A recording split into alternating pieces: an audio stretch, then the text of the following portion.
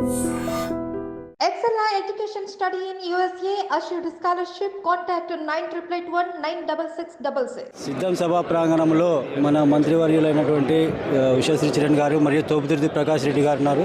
సిద్ధం సభ ఏర్పాట్లు ఎంతవరకు వచ్చాయి, ఇది ఎలా కొనసాగుతుంది, మరియు రేపు జరగబోయే సిద్ధం సభలో ఉర్రూతలు ఊహించేటువంటి వైసీపీ శ్రేణులు ఏ విధంగా చూస్తున్నారు, రేపటి దినం కోసం వేచి చూస్తున్నటువంటి రాప్తాడు ప్రజలు మరియు వైసీపీ శ్రేణులు దాని పట్ల ప్రకాష్ రెడ్డి గారు ఏమంటారు చూస్తాము. నమస్తే. ఈ సిద్ధం సభ ఏర్పాట్లు పూర్తయినాయి కదా, మీరే చూస్తూ ఉన్నారు. చాలా గొప్పగా జరుగుతూ ఉన్నాయి.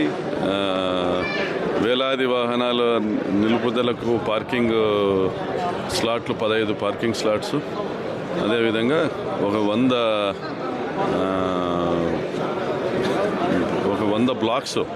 ఇప్పుడు ప్రజలు రేపు వచ్చిన కార్యకర్తలు కూర్చోవడం 100 బ్లాక్స్ ఏర్పాటు చేయడం జరిగింది. మొత్తం హెలిప్యాడ్, మొత్తం barricading system, drinking water arrangements, అదేవిధంగా ఆహార భోజన సదుపాయాల ఏర్పాట్లు, మెడికల్ ఆఫీసర్స్ మరియు ఆల్ హెల్త్ రిక్వైర్మెంట్ ఉన్నటువంటి ప్రతి ఒక్క ఫెసిలిటీ కూడా అన్ని ఏర్పాట్లు చేశారు. దాదాపుగా 250 నుంచి 300 మందిని పట్టే విధంగా ఒక పెద్ద వేదికను ఏర్పాటు చేశారు. అదేవిధంగా ఒక 10 లక్షల మంది రేపు ఈ సభకు హాజరగబోతున్నారు. సో ఇప్పటికే ఎక్కడికక్కడ ప్రతి జిల్లాలో, రాయలసీమ 4 జిల్లాల్లో కూడా వాహనాలకు సంబంధించిన ఏర్పాట్లు కూడా చేయడం జరిగింది. పెద్ద ఎత్తున కార్యకర్తలు తరలి రాబోతూ ఉన్నారు. రాయలసీమ ముద్దుబిడ్డ జగనన్న సారథ్యంలో ఇది ఎన్నికల శంఖారావంగా రాయలసీమ ప్రజలందరూ భావిస్తూ ఉన్నారు. తప్పనిసరిగా ఇక్కడి నుంచే ఆయన మరోమారు ముఖ్యమంత్రి అయ్యేదానికి ఇది ఒక లాంచింగ్ ప్యాడ్లా మేము భావిస్తాము. అంటే మేనిఫెస్టో ఏమన్నా ప్రకటిస్తారా, లేకుంటే ఆ రోజు ఏమైనా జరగబోయేటటువంటి సంఘటనలు ఏమైనా ఉన్నాయి? తినబోతు రుచులు ఎందుకు, రేపు వస్తున్నారు కదా జగన్మోహన్ రెడ్డి గారు, ఆయన ప్రసంగమే ఒక విందు భోజనము.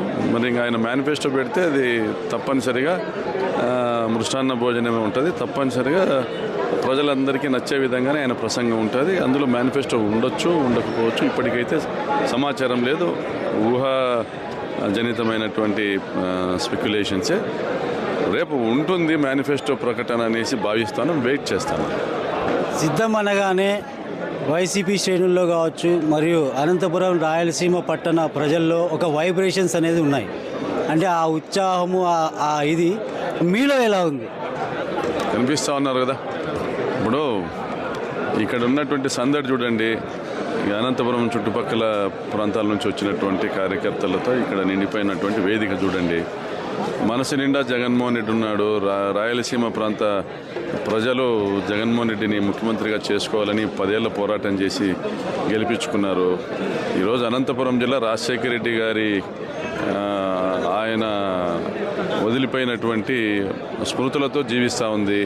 ఈరోజు రాజశేఖర రెడ్డి కొడుకు పెద్ద ఎత్తున ఒక సభను ఏర్పాటు చేస్తూ ఉన్నాడు. రాయలసీమ జిల్లాల నుంచి వస్తూ ఉన్నారు.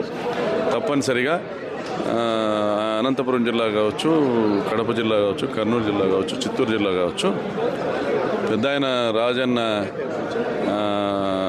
వారసుడు జగనన్న ఈరోజు ఈ సభను పెద్ద ఎత్తున ఏర్పాటు చేశారు. మనం అందరం వెళ్ళాలా, స్వచ్ఛందంగా ఆయన వెంట నడవాలా. మేమంతా నీ వెనక ఉన్నాం, మేము సిద్ధంగా ఉన్నాం, ఈ ఎన్నికల యుద్ధానికి సిద్ధంగా ఉన్నాం అనేసి జగనన్నకు మద్దతుగా అందరూ వస్తూ ఉన్నారు.